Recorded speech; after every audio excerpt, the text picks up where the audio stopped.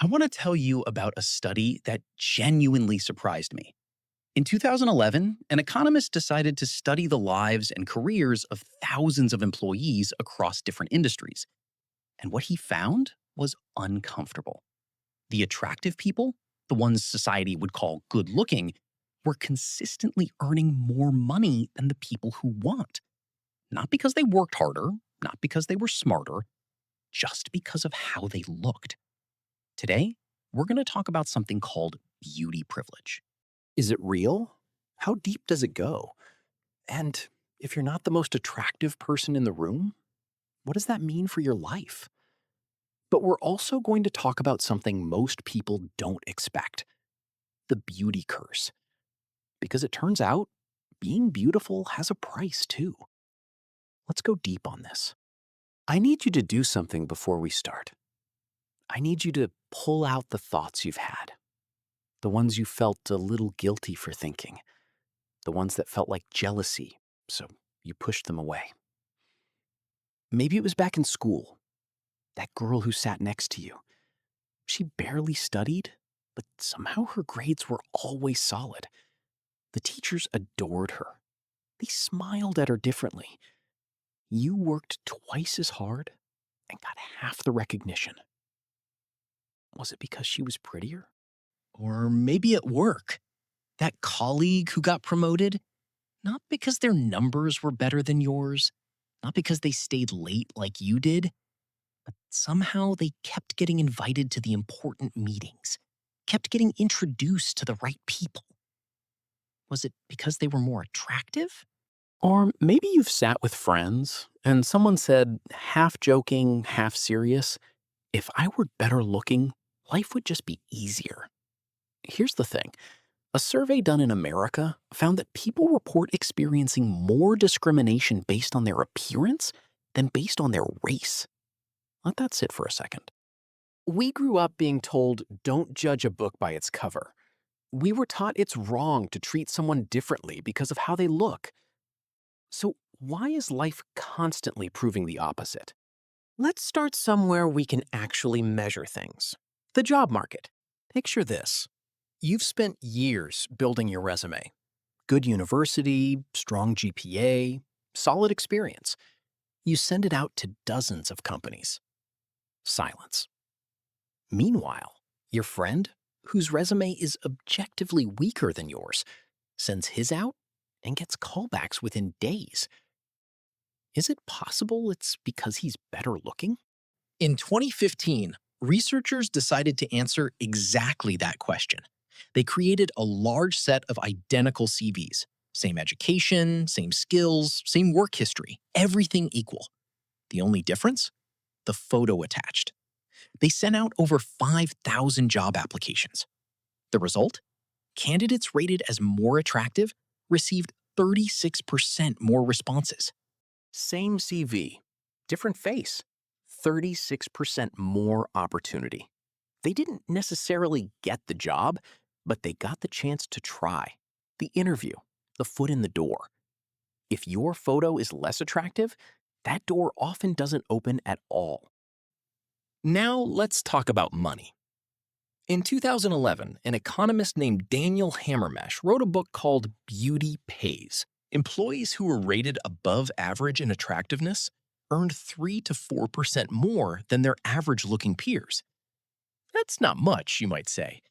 But calculate that over a 30-year career at an average salary, and that small percentage gap adds up to roughly $200,000. $200,000. Not because of extra effort, not because of better skills, not because of a degree from a better university or years of extra experience. Just because of how they were born. That $200,000 could be the difference between a comfortable life and a struggling one. It could be the price of a home. It could be your child's education. And it keeps going. A 2025 survey of 1,000 Americans found that attractive workers earn, on average, $20,000 more per year. Another study found that companies are willing to offer salaries 10.5% higher to candidates they find more attractive. And perhaps the most striking? Researchers followed the careers of over 43,000 people who all had MBAs from top American business schools. They tracked them for 15 years, then used AI to rate their attractiveness from their graduation photos. Same elite degree, same starting point. The more attractive graduates earned 2.4% more on average over their lifetimes. And the top 10% most attractive, they earned 11% more. 11%. That's potentially 5 years worth of experience advantage, just from genetics. And it wasn't just salary. The attractive group had a 52% higher chance of reaching a prestigious senior position. Now, let me make it worse.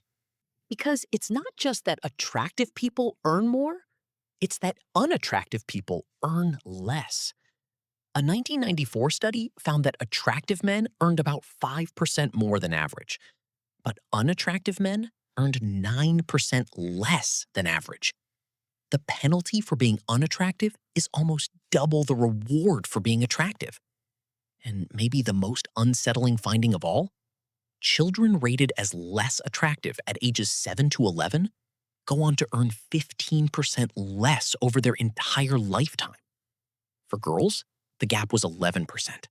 From childhood, before they've done anything, before they've had any chance to prove themselves. This is the world we live in. Now, let's leave the workplace for a moment, because this starts way earlier. Think about the classroom. Maybe you had that feeling too. A classmate who wasn't studying as hard, but somehow the teacher treated them differently, smiled at them more, gave them more benefit of the doubt. In 2017, two economists analyzed data from 77,000 university students. They pulled each student's ID photo, rated their attractiveness on a scale of 1 to 10, and compared it to their GPA. The result? Every additional point of attractiveness on the scale corresponded to a 0.024 GPA increase. That means the difference between a student rated 1 out of 10 and a student rated 10 out of 10 could be the difference between graduating with a 3.0 and graduating with a 4.0. Between passing and honors. And it goes back even further. A 1973 study, I know, a long time ago, but hear me out, gave elementary school teachers identical student report cards. Same academic performance, same everything. The only difference was the photo of the student attached. The teachers were asked, "What do you expect from this child's future?" The results were clear. The cuter kids were rated as more intelligent, more likely to succeed academically, more socially gifted, more likely to be popular, and more likely to become good leaders. Now, on its own, you might say, okay, that's just teachers' opinions. Expectations don't change reality. But in 1968, a now famous study called the Pygmalion experiment proved that they do. Researchers went into a school and randomly selected students, totally at random, no special criteria. They told the teachers, these children are gifted. They have exceptional potential. By the end of the year, those same randomly selected children with no actual advantage had measurably improved their IQ test scores, just because their teachers believed in them more. So imagine what happens when a teacher looks at a cute child and unconsciously expects more from them, gives them slightly more encouragement, slightly more patience, slightly more faith. And then that child goes home, and their parents, because of the same unconscious bias, also treat them like they're a little special, a little more capable. Year after year, the gap widens between the attractive child and the less attractive child, before either of them has had any real chance to compete. That is beauty privilege. Not just in hiring, in the entire architecture of a person's life. And the research shows it doesn't stop there. It reaches into places you'd never expect. Think about justice, the courtroom. There's a case from 2014. an American fashion model and actor who was also a member of a gang. He was arrested for illegal weapons possession, and police released his mugshot, his arrest photo. Within 24 hours, that photo had over 15,000 likes online, thousands of comments, overwhelmingly praising how good-looking he was. Women across the world were organizing crowdfunding pages to pay his bail for an arrested gang member with weapons charges because he was attractive. Because the brain genuinely struggles to connect something ugly, like a crime, to a beautiful person. But it works in reverse, too. An unattractive person walks in, the unconscious association is easier to make. The conviction comes faster. And the reason for all of this, all of it, comes down to something called the halo effect. In 1920, a psychologist named Edward Thorndike was studying how military officers evaluated their soldiers. He noticed something strange. Officers who rated a soldier as physically attractive also rated that same soldier as more intelligent, more loyal, more capable, and more skilled across the board. We're talking about the military, a place where physical attractiveness should matter the least. And yet, Thorndike named this the halo effect. The idea is simple. When your brain picks up one positive trait about a person, in this case an attractive face, it automatically assumes the rest of their traits are positive too. One good thing, and your brain fills in everything else as good. But here's where it gets deeper. Because I asked myself, okay, maybe adults have learned this bias. Maybe it's cultural. Maybe it's media. Maybe it's something we pick up over time. So what about babies? In 1987, at the University of Texas, researchers ran an experiment on babies between 2 and 3 months old. Babies who can't speak, babies who can barely hold their heads up. The method was simple. Whichever face a baby stares at for longer is the face they find more appealing. They showed these babies photos of women, and consistently, the babies stared longer at the faces that adults had independently rated as more attractive. The experiment was repeated in England on babies as young as 14 to 151 hours old. Babies who had only ever seen their mother, maybe a nurse, maybe a doctor. Babies with no cultural conditioning, no media influence, no learned bias.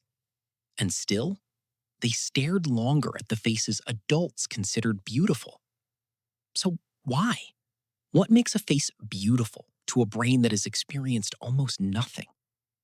Researchers identified 3 core characteristics.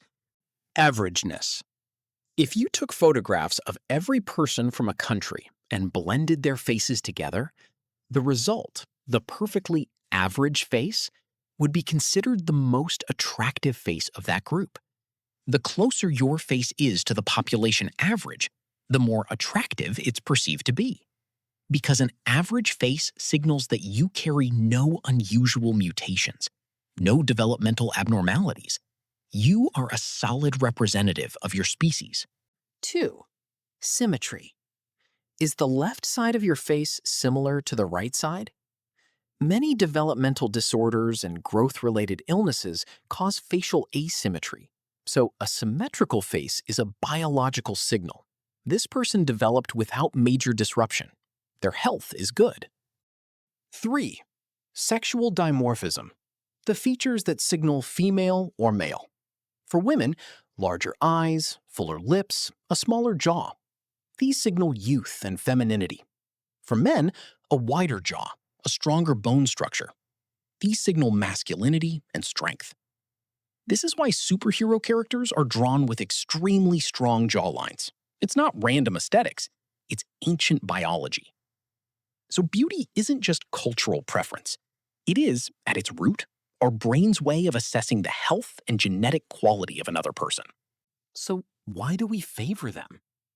Understanding why faces are considered beautiful helps us understand why we unconsciously favor beautiful people. When your brain sees an attractive face, it doesn't just register pretty. It registers a cascade of unconscious signals: healthy, strong, reliable, competent. That's the halo effect in action. It didn't come from nowhere. It came from millions of years of evolution, where reading a person's physical health quickly, before you'd spent years getting to know them, was genuinely useful. Your brain is lazy. It's efficient. It finds one strong signal and builds an entire worldview around it. One attractive face, and your brain constructs this person is smart, trustworthy, capable, kind. None of that is true necessarily, but your brain doesn't care about necessarily. Your brain cares about fast. And now imagine that operating on a child, from birth, through school, through university, through every job interview, every first impression, every moment someone decides whether to give them a chance. The attractive child gets the benefit of the doubt again and again and again. And over time, that compounding effect builds a life. More confidence, more opportunities, more success, more proof that the world is friendly. While the less attractive child gets slightly less patience, slightly less faith, slightly less opportunity. Over a lifetime, the gap becomes enormous. So, where does all of this leave us? Our brains have a bias toward attractive faces. It's not cultural, it's not learned. It starts at birth. Our brains are wired to look for health signals, and an attractive face is one of the strongest signals we have.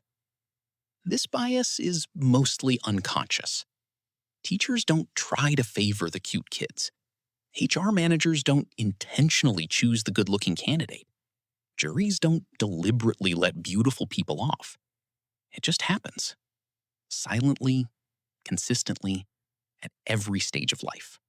And yes, this compounds over time. Small advantages in childhood become bigger advantages in school. Bigger advantages in school become better opportunities in work. And better opportunities in work Become a different life. Beauty privilege is real. The data is overwhelming. But so is the beauty curse. Beautiful people carry invisible expectations, attract jealousy, and are sometimes penalized for the very thing that was supposed to help them. And the part of the equation you can actually control, your health, your grooming, your posture, your presentation, that part matters more than most people realize. At the end of the day, beauty might get you into the room. But what keeps you in the room? That's your performance, your character, who you actually are. So don't obsess over what you can't change. Work on what you can. And if you were born with features society calls beautiful, carry that gift with humility. Because the data shows it came with a cost you might not even see yet. That's the video for today. If this made you think, that's exactly the point.